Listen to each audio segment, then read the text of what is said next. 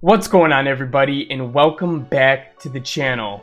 So today we're going to be talking about Ableton's EQ8. They've been lying to you this whole time, so let's check out what I'm talking about right now.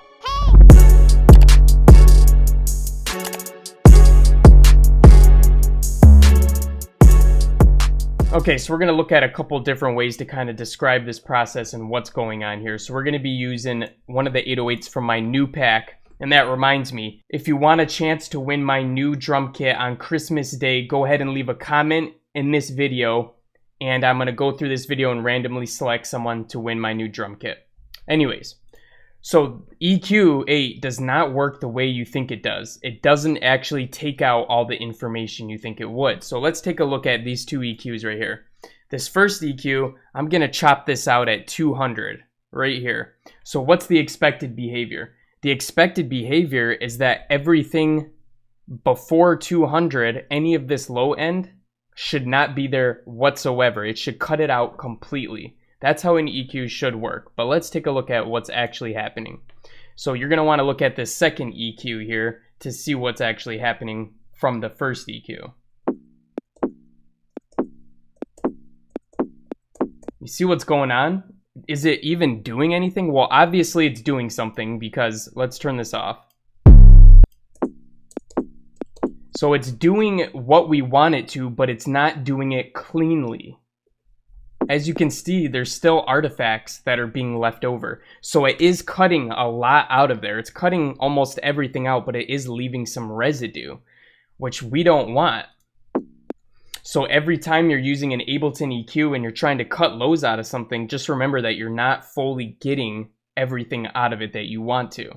Now, this is true of everything. So let's say, okay, maybe this is just crazy, but what happens if we actually like freeze and flatten it with the EQ on there? So let's freeze and flatten this now, and then we'll put another EQ on here, and just remember, it should be cut off at 200. All right, we'll freeze this, flatten it. And as you can see, it updated the waveform, right? That definitely looks like it worked. But let's put that EQ back on there one more time. Somehow we're still getting all this low information. So as you can see, it's just not taking everything out like it definitely should be. And this is true of all samples, not just 808. So if I threw in, let's say I threw in like a little melody like this that I just found. We're going to do the same exact thing here. So I'm going to put two EQs on it. I'm going to put this one down. Let's crank this one all the way back, like right here. And let's see how this looks on the second EQ now. So it looks like it's almost working pretty good. But as you can see, this is the 100, 1, 2, 3. It should be completely chopping it off at the 3. So 100, 1, 2, 3. So it should be cut off right here. We'll put 2 on it so we know.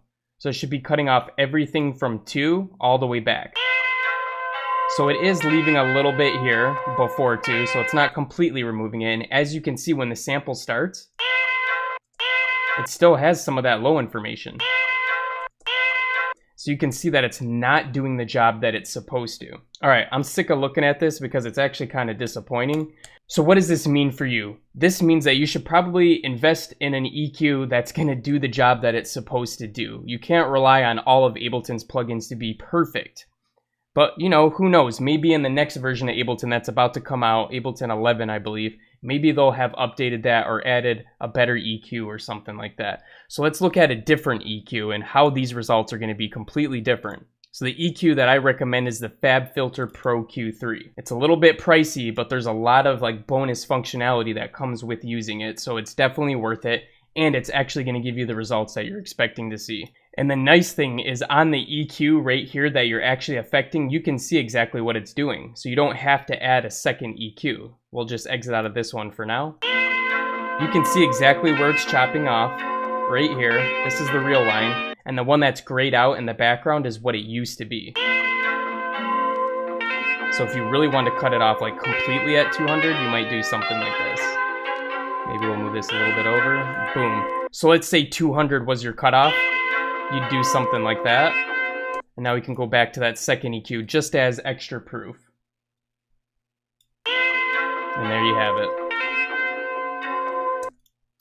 So like I said, FabFilter is my go-to one. Now this isn't the only one that's going to give you the precise data that you want, but this is definitely my recommendation if you can afford it. Alright guys, so that's going to wrap up the video on Ableton's EQ and why you should not be using it to get the precise results that you need to be a master producer. Ableton's been lying to us all along and we didn't even know it. So I hope you guys learned something from this, and maybe you're going to go out and buy a new EQ that you can use that's going to give you the results you want, or you'll just keep this in the back of your mind and know that it's not chopping out exactly, so you might need to chop out a little more or make up for it some other way. But anyways guys, don't forget to comment below if you want to enter yourself in for a chance to win my new drum kit. Only one comment is gonna count, so don't be spamming it, otherwise I'm gonna have to remove you, unfortunately. And besides that, subscribe to the channel if you're new here, and I'll be catching you guys again in the next one. Peace out.